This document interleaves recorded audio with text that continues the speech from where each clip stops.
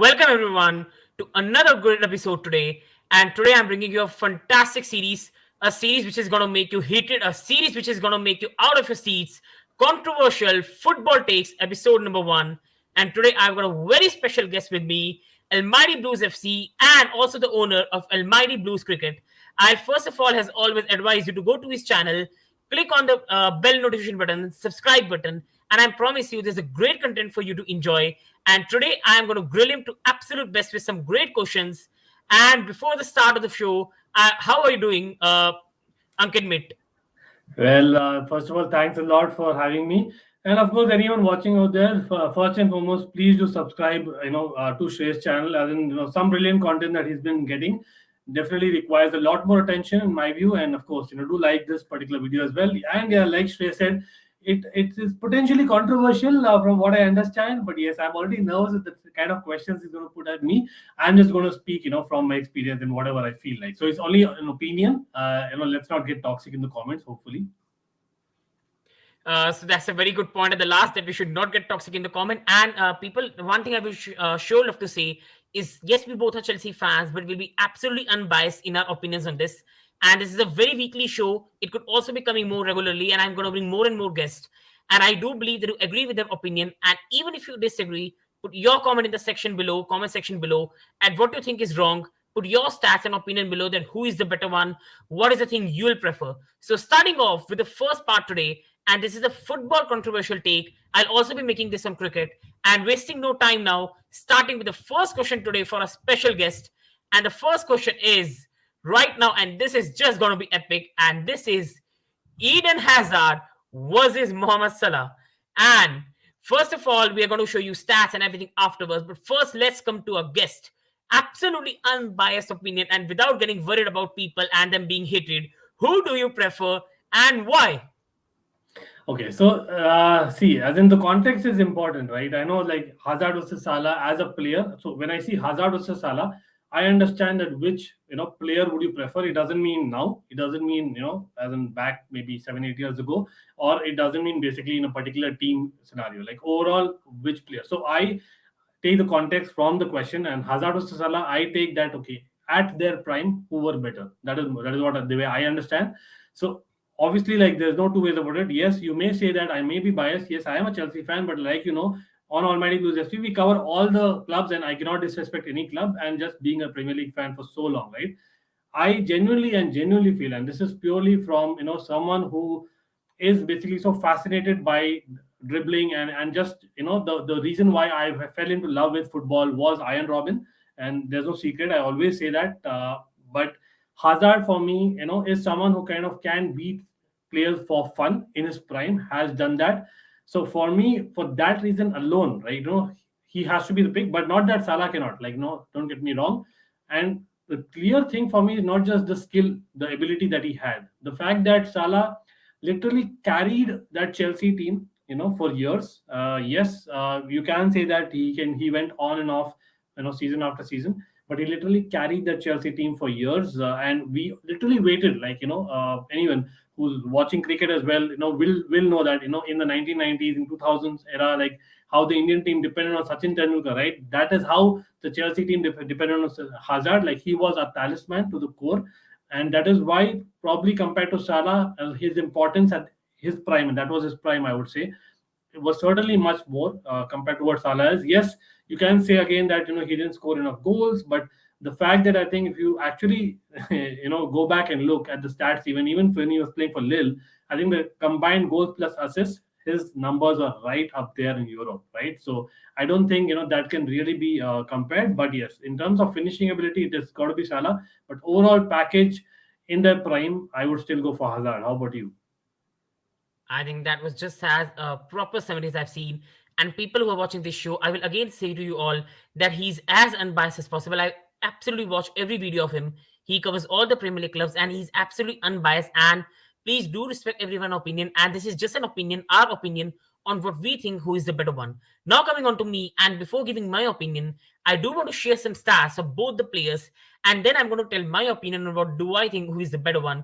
So bringing you towards the stats of Mohamed Salah here, and with Mohamed Salah, if you see the stats here properly, Just a minute. Yeah, while you share that, like one thing I might want to quickly add here, Shrey, and everyone watching as well, the Hmm. fact that also Salah, like yes, he is reaching that greatness. So if he kind of continues what he's doing for the next couple of years, I think then there will be absolutely no doubt because he will be in the very top bracket of all time Premier League stars. So that's what maybe will make the difference for me. So now you can see here that his Premier League stats are 165 appearances, 111 goals, 45 assists, and his Champions League record is 32 goals and 10 assists. That is just ridiculous. And coming to the my favorite player, Eden Hazard, who graced the blue shirt with absolute pride. Eden Hazard's stats are a bit, if you can see Eden Hazard's stats is 245 appearances, 85 goals, 61 assists, but the Champions League record is ridiculously bad. 9 goals, 12 assists in 51 appearances. So now, as you can see in the screen now, as I've shown you the stats of both the players, now I'm coming towards my opinion. And see, on one hand, you see people who say that, see, Eden Hazard used to be the central player at Chelsea. Everything at Chelsea used to flow through him. That pass to Eden Hazard and bring other players into the game. While Mohamed Salah, many people argue, is a system player who is used by Jurgen Klopp, who is a finisher. Now, many people also argue that Eden Hazard had to play with Willian, Pedro, Morata, Fat Higuain, Olivier Giroud, and while Salah has to play with Firmino, Jota, Mane. But again, if you can even take 2 seasons of Hazard where he had Costa, Fabregas, Matic, Kante, I think Hazard is the thing that Hazard overall is a player that even himself he admitted he enjoys playing football. He's not about stat, he's not about goals. And overall, if people are one thing I do want to mention is both the players take penalty for the teams. So these stats are not about one player's taken more penalty, one player hasn't. And overall, see, on one hand, I do agree with a lot of people that GA, goal and assist, sometimes paint a bad picture on the player. Sometimes the player is not doing that well, but the GA is showing that to be more than it should be. But on the other hand, sometimes with the eye test, GA is important. And what Mohamed Salah has been doing is just ridiculous. I've got some detailed stats of Mohamed Salah has season by season, and he in the 17-18 season had 36 appearances and he scored 32 goals. Next season, in 38 games, he scored 22. Then he scored 34 appearances, 19 goals. Then he scored 22 goals in 37. And so far this season, he has 16 goals in 20 appearances. And this season, you have to admit that he's just not best player in the Premier League. He is one of the best players in the world right now. And he is in super form. His goal against us, his goal against Manchester City, they depict a fantastic quality of a player he has become. Now, who is better for me? See, I'm a big Hazard fan.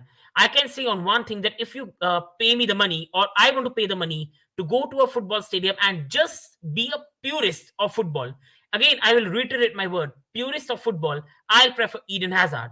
I'll enjoy watching his dribbling, his silky play, his beautiful running, the way he uses his body to go past defender, the gravity that he uses is just superb. Eden Hazard makes your day wonderful.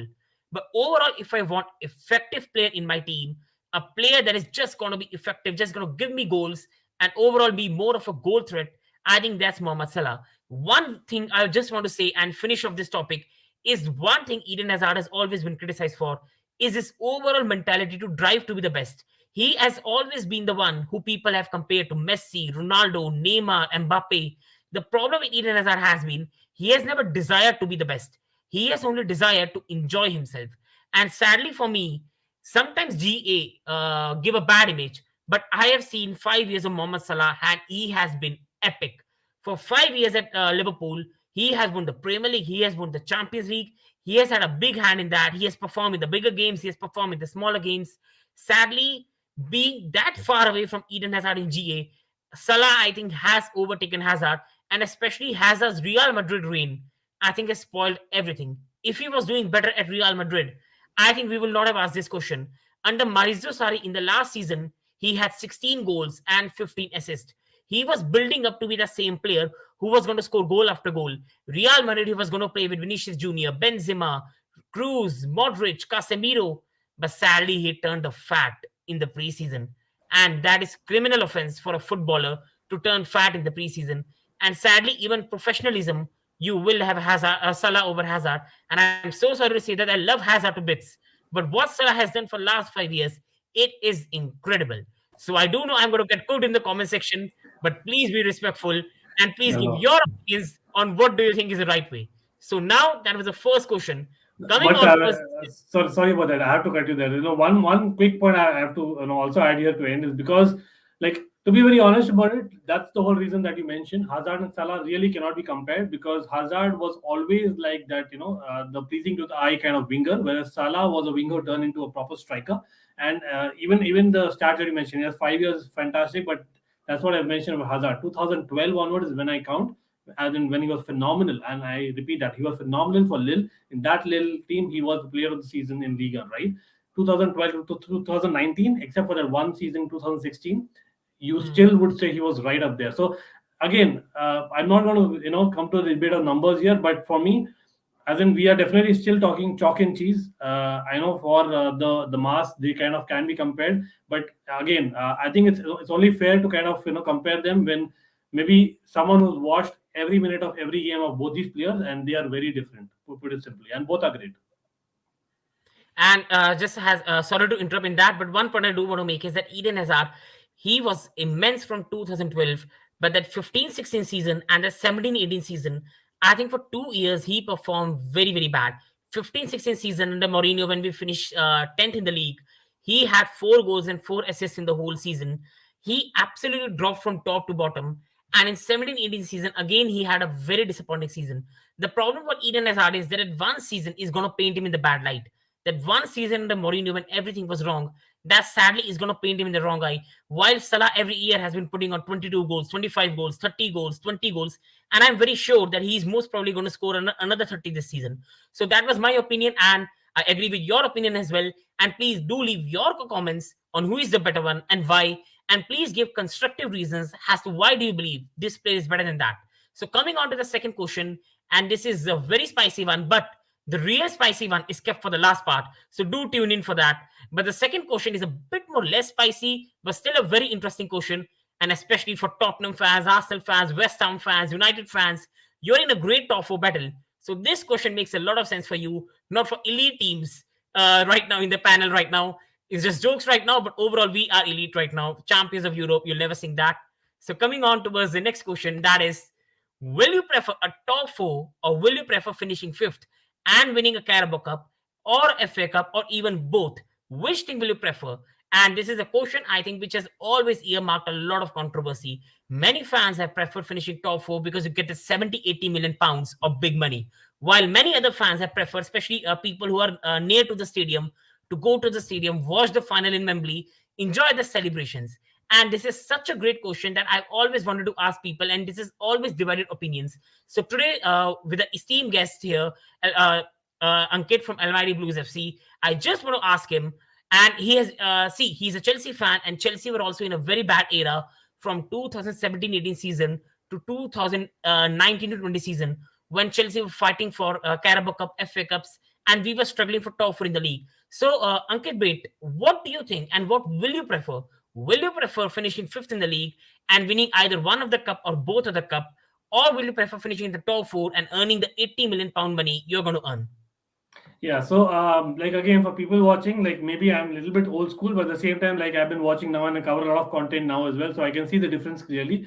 Yes, as in when I started following football, like from week to week basis, it was early 2000s, right? And early 2000s, as in we as Chelsea fans, and of course, a lot of like say Spanish fans from Real Madrid, Barcelona, etc., always said that okay, you are glory hunters, and the fact that but we still followed our club because yes, we know as a matter of fact winning that cup was so difficult. Yes, towards that 2000 era, like suddenly we started winning cups, and that's where we really noticed that we came to prominence. And one of the main reasons why we actually attracted Roman Abramovich at the end of the day is because we were able to make those signings prior to when he came. And why those signings came, because people like Ruud Gullit, people like Gianfranco Zola, they were basically ambassadors for the club indirectly, and they were able to attract names. And why did we attract them itself, right? Because we started competing for the cups. So as much as basically the financial part is extremely crucial in today's day and age, especially, right?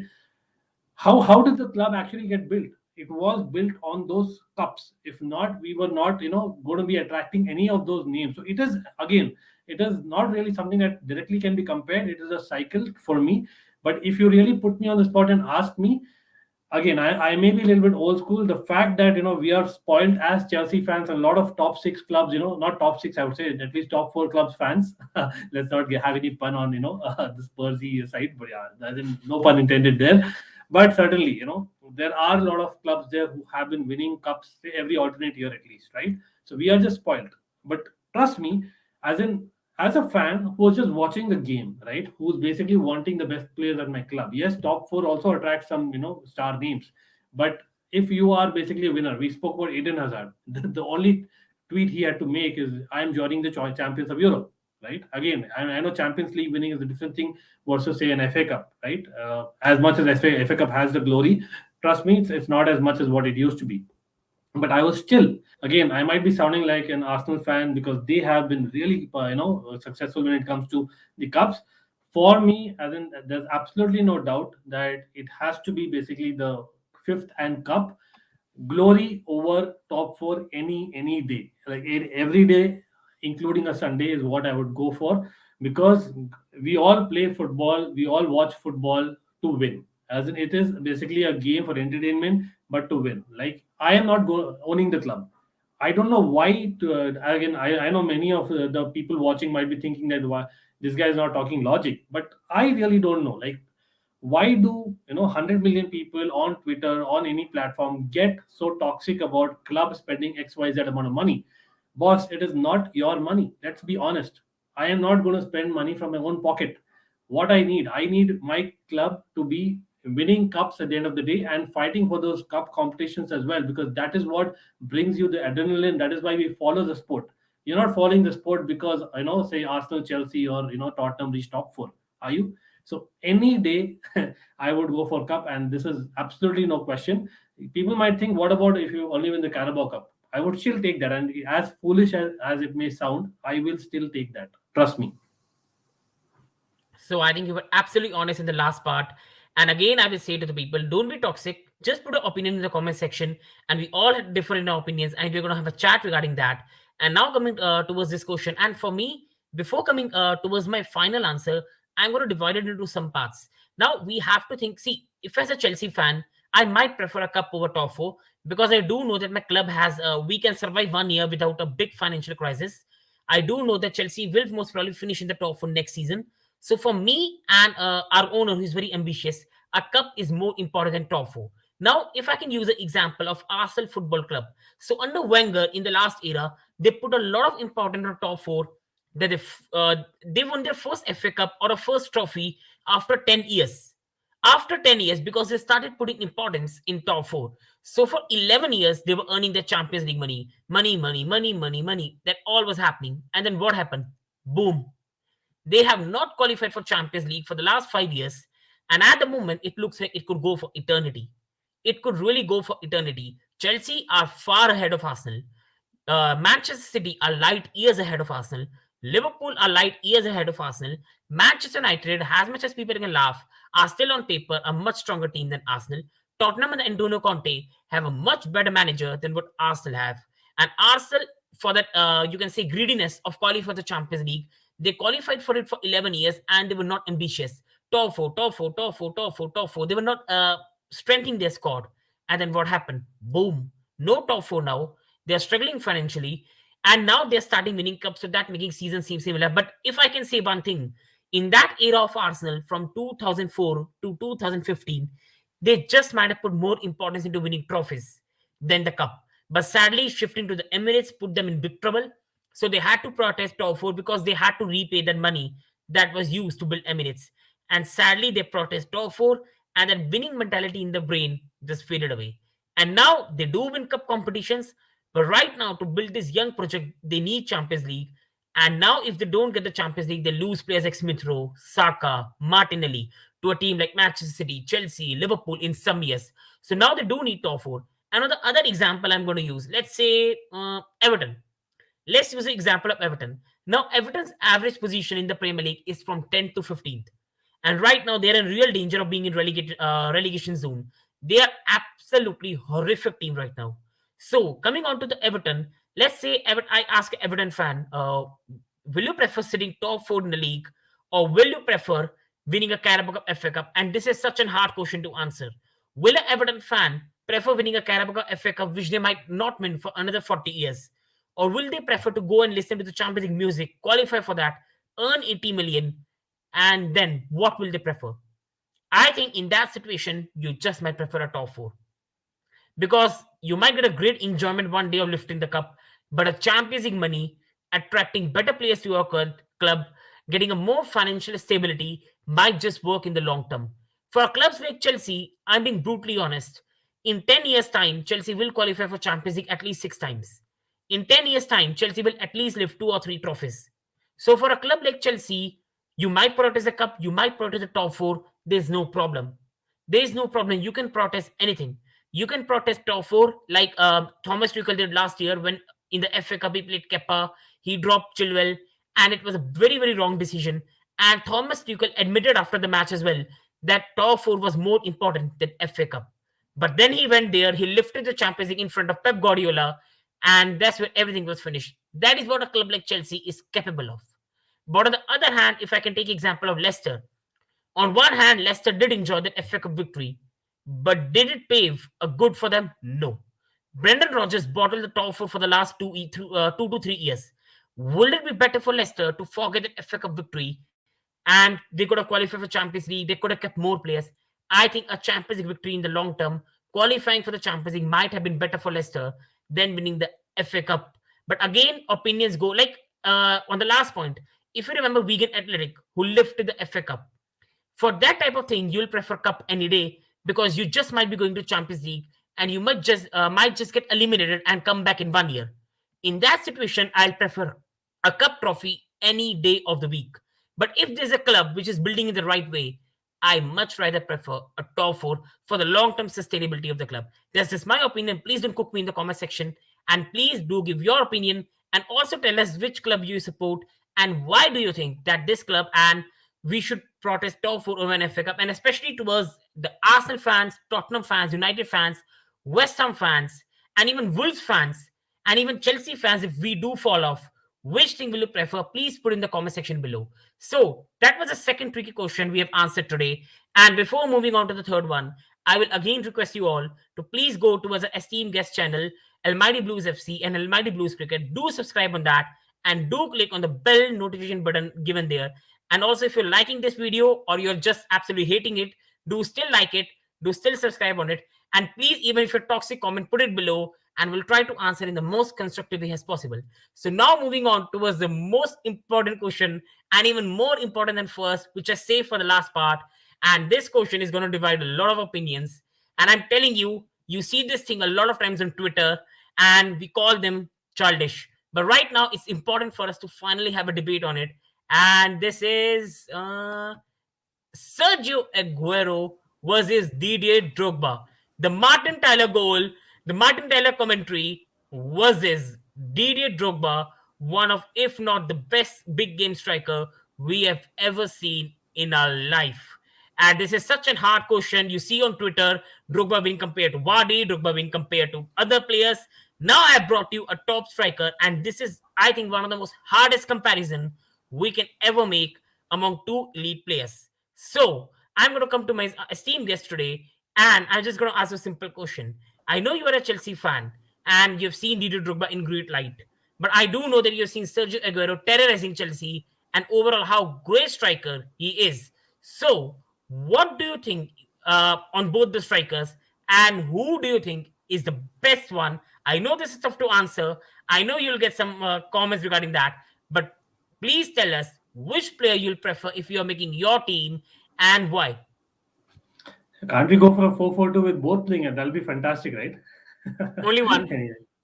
Okay. Yeah. So this is definitely, I mean, probably one of the toughest that I could imagine. Aguero versus Drogba. Yeah, like you said it. Like Drogba, probably the biggest game player that, as in, at least I've seen in modern football, so to speak. But yeah, then yes, a lot of people remember the good times. And yes, you said right. I'm a Chelsea fan. The fact that I've seen Drogba from the time that he was at Marseille to the time he came to Chelsea, every minute of every game, and I mean that literally. And Aguero also, whenever I'm able to, I've seen that, and that's why I think that. See, if you're talking about week in week out kind of football, Drogba is not even close. It might sound very rude, but that is the reality of it. Yes, you can say Aguero was so injury prone always, right? And towards the last few years, especially. But still, the kind of stats we spoke about Hazard, Salah, so Aguero, as in walks over Drogba. There's absolutely no comparison even. Like, let's be honest there in terms of just the stats and in terms of the strike rate and in terms of basically just the reliability in terms of as in 90 minutes of football week in week out. Yes, Drogba at the same time was I think underestimated in terms of his assisting ability. The kind of assists he gave to Frank Lampard, just not the numbers, but even the quality of assists was second to none. And honestly, that attribute has never been celebrated as much. Like this guy, if he wanted, he could be a winger. Especially when Anelka was in the team, there were times when Drogba used to come on the wing and Anelka used to go in front. And that under Ancelotti and Hiddink, we saw that happen a lot. So I'm really surprised that that isn't celebrated either. So again, coming down to the prime, like I did, to be fair, I cannot judge one question on one kind of attribute and then this one, right? So for me, the parameter has to be when they were at the prime, which one would you take? So yes, as in both have terrorized oppositions. Drogba, especially with Arsenal, and lot many other clubs as well. Maybe it'll come down to, yes, again with the assumption that both are fit. It'll come down to say who was basically say someone that got under the skin of the opposition. So you would say as a 9 out of 10 people will say Drogba did that. But again, Drogba at the same time, as basically a fan of the club or the country that he played for, there were a lot of times when Drogba gave you a lot of frustration. you know yes, we celebrate our legends and I celebrate him. He's probably one of my top three strikers of all time and top five players of all time. That's how much I love him. But there were numerous times when Drogba actually frustrated me on the pitch, lots of times. And of course the opposition, there was game management that he fell down by just a touch, etc. And those were things that were part of his game which helped the team, but that was frustrating to watch. Like again, for someone who's a purist, and that's the reason I mentioned that aspect, right? So for me, that alone could be the possible reason, if at all. And very strangely, I might go for Aguero, because Aguero for me was someone who was, yes, you can say that he was basically a penalty box kind of striker, but no, and Aguero got a lot of bangers. Trust me on that. He got a lot of bangers as well. And I remember I was the other day itself watching a match. Chelsea was in Man City, where I think Torres was at his best and at his worst in the same game. But I would say like he was at his best. But on the other hand, Aguero scored an equalizer for City off his left foot out of nowhere, and Petacek at his prime kind of didn't expect that. And those are kind of moments that Aguero had. Yes, Drogba had it against Barcelona, a previous goal, and that was a group stage goal I'm talking about against Everton.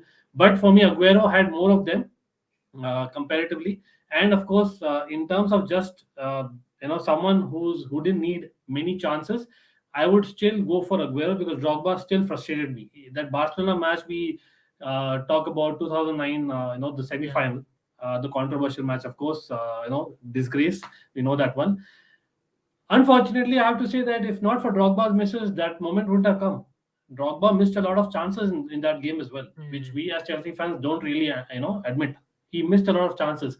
So for me, just on the strike rate alone and the fact that that level of frustration was slightly lesser compared to Drogba, both are absolute legends of the game.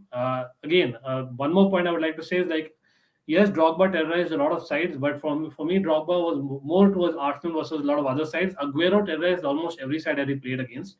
Almost like when Henry terrorized sides when we played against them in the past. Yes, he was more dominant against Chelsea in the league in his prime, but trust me, Henry in his prime was superb. Like if you had to put Henry versus Aguero versus Drogba, I would still kind of go with the Aguero, because of the fact that Aguero was not only a big game player, he could also kind of as in do it in terms of fantastic goals, as well as gave a less frustration and much more consistent over a period of time.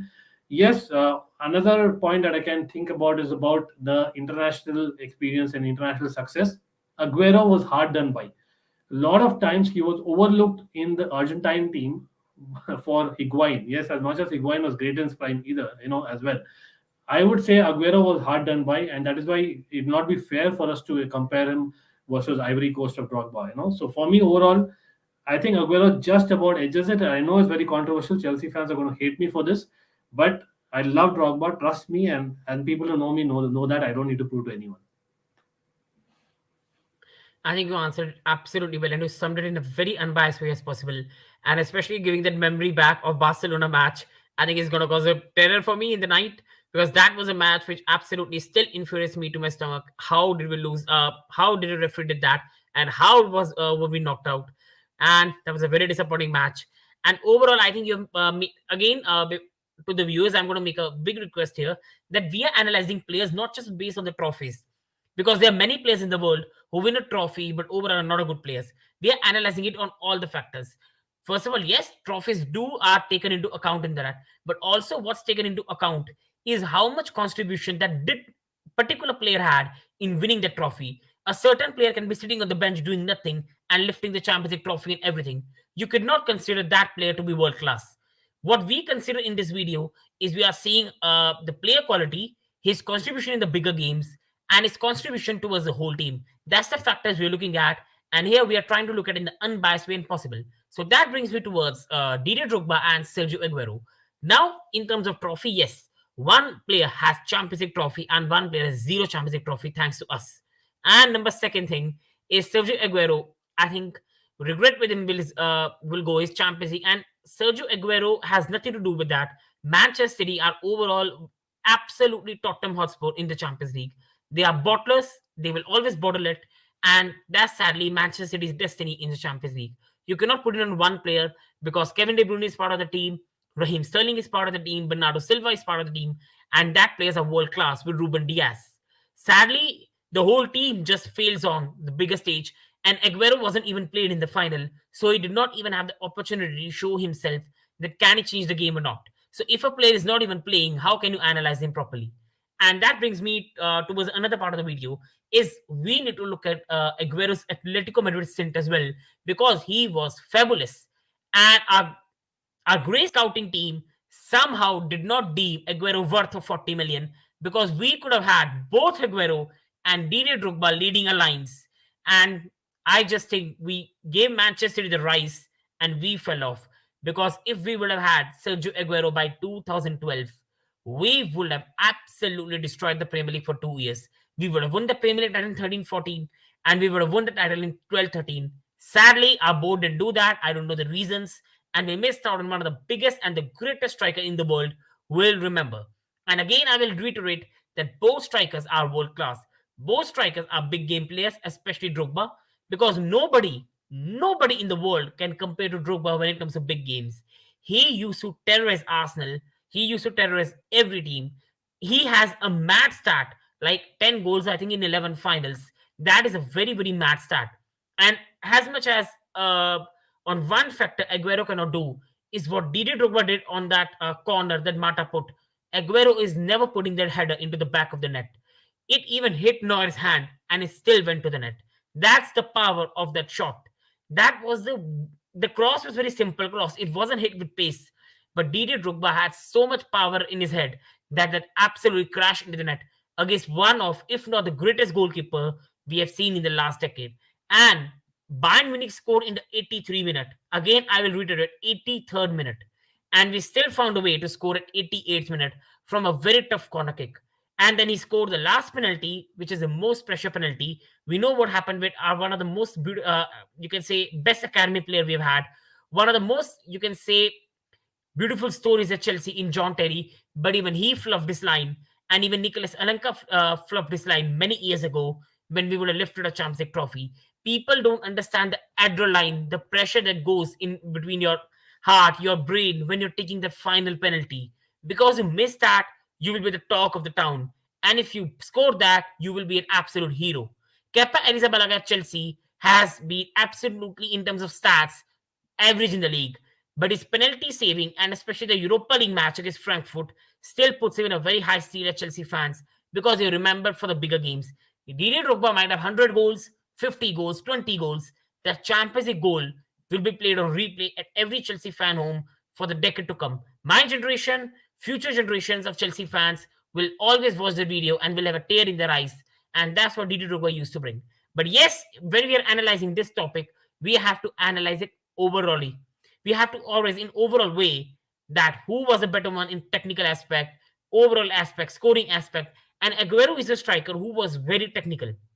Now, Pep Guardiola, when he first came to City, he put him out of the lineup. For reasons we don't know, Aguero was not preferred by Pep Guardiola. And I'm again going to reiterate on the show, when Pep does not prefer a player, he gets him out of the club. When he does not like a player, he will not play him. That's how strong power he's got in Manchester City. And still, Aguero played a very, very big part. And I'm telling you, if you watch Manchester City versus Chelsea matches after 2012, you will see the impact he brought towards us. He was just so technical. His feet work was fantastic. Yes, his heading was not good because he was small in height. You cannot expect a player that small in height to be great in headers. So we cannot compare him to Drogba in heading ability. But his technical aspect of the game was superb. The goal he scored against, just like Didier Drogba in that Bayern Munich goal, winning Manchester City the Premier League title after so many years, after so many decades, that pressure goal against QPR, 94th minute, 2-2. And I'm telling you, if that match would have ended 2-2, we just might not see Manchester City at this height. They will have crumbled. He scored 3-2 with such pressure instinct. I'm telling you, if there's a Chelsea player in the current regime, he's hitting it straight at the goalkeeper or he's hitting it over the bar. I'm telling you with the fact, that's how pressure that was. And Aguero scored that and he made it look so easy. At first, he dribbled past the defender. It wasn't that easy. And then he had the absolute knowledge to put it at the top bin. There was no chance for the goalkeeper to save that. It was one kick of the game. He misses that. City lose the title. Manchester United wins. City fans will be bantered for over a decade for that. And if he scores that, United fans will remember that day sadly forever. City fans will absolutely enjoy in the stadium. And I'm telling you, the City fans in the stadium had the best night of their life that day. And that was thanks to Sergio Aguero. That only shows you he was a very, very big game player for that. He was a fabulous player who knew how to dribble. He can hit it with both feet. His finishing from outside the box was one of, if not the best you've seen from strikers. Same with the Didier Drogba. Both players can score from outside the box, inside the box. Both players could score from both feet. Both players were technical. Drogba had a very, very good partnership with Frank, and Aguero had a very good partnership first with Yaya Toure and then Kevin De Bruyne. Both players are so good that if you call one better than another, you're not disrespecting them. But for me, GA does play a part when players are so equal. If I was talking about, let's say, and this is going to be a sad example, Drogba and Tammy Abraham. Tammy Abraham might have better stats than Drogba in future, but if the current way he plays, his technical aspect is still not strong, and his big game performances are still not strong. So that type of player cannot be compared to Drogba. Sergio Aguero was great in big games, one of, if not the best technical striker I have seen in my life, gracing the Premier League. He was great from outside the box.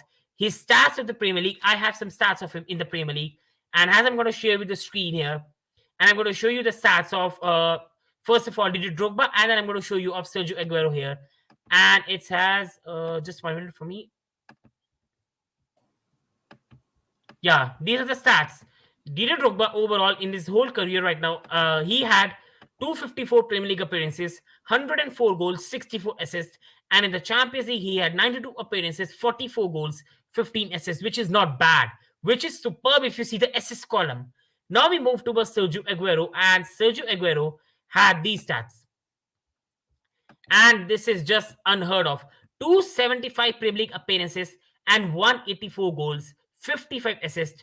And in the Champions League, 79 appearances, 41 goals, 9 assists. That is just fabulous, and we cannot have any words for that. I really have no words to describe how good that is, how good the stats is. And overall, in other aspect of the game, he's not far behind Drogba.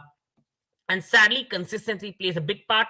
And as much as having the Champions League trophy gives Didier a big of edge, and Didier Drogba also has a lot of Premier Leagues to show for it, I think if we compare it on the basis of trophy, then yes, Drogba is far clear of Aguero. If you look in between in the big games, it's very equal. And if you look at the technical aspect, it's very equal.